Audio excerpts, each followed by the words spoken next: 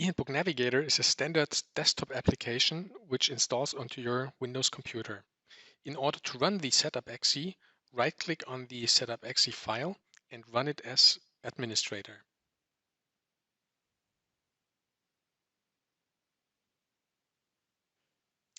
Follow the instructions in the installation wizard.